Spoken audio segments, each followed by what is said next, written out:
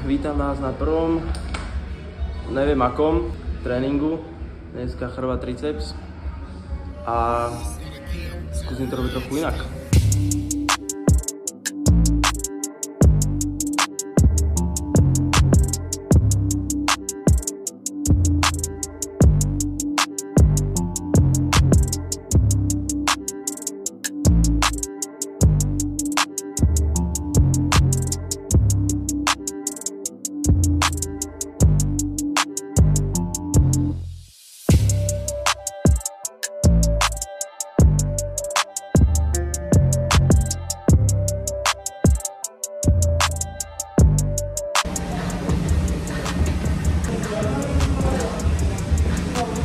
Vítam vás pri novej sérii.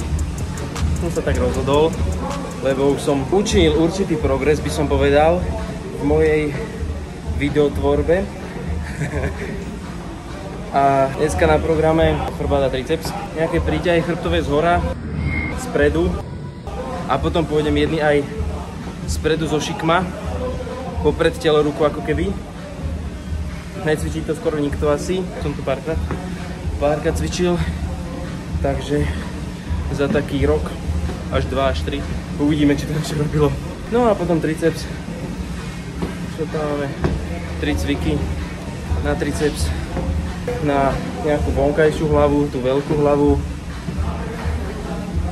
a vlastne tam sa zapojí aj tretia, tu necvičím úplne zvlášť, tá myslím, že sa aktivuje pod matom, nie som si istý teraz, takže tak, dipy nakoniec a nejaké to kardio,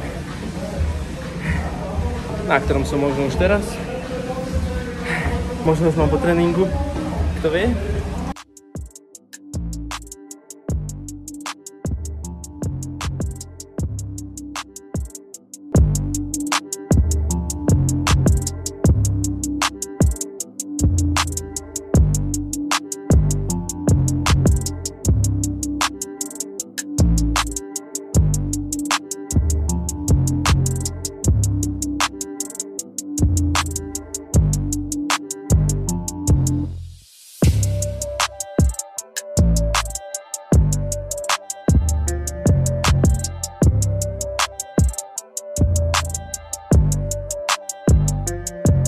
Sedím šikmo, pretože chcem ísť tým lanom popred telo.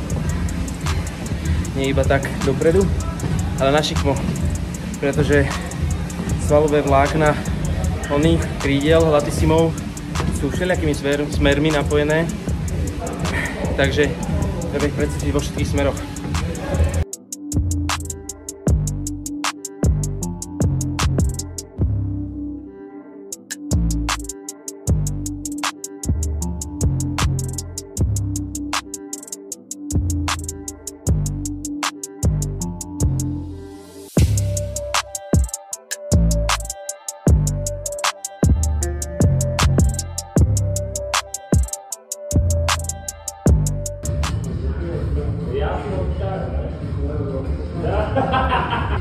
Je po chrbte, ide sa na triceps, jo, zlá hlava, krátka hlava, či aká to je bočná, horná.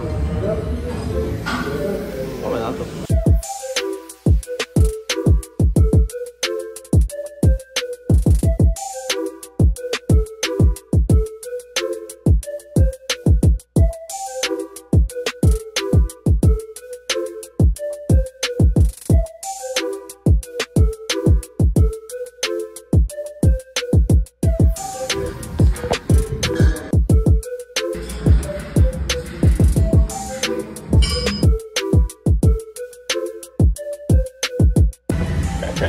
Také prestrihy, čo?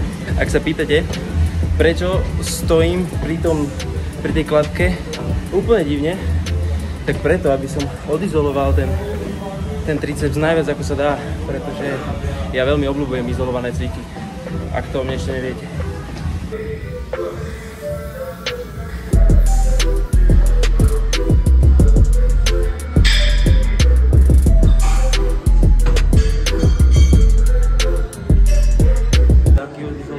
Triceps, jak dneska natáčam, že asi po 2 mesiacoch. Všetky videá, ktoré boli vlastne natočené, tak som mi natáčal, že jeden víkend, no ako tak od štvrtka do pondelka. Potom posledné bol asi týždeň potom a zás nezvyk, ako keby to robím prvýkrát, úplne som nesvoj.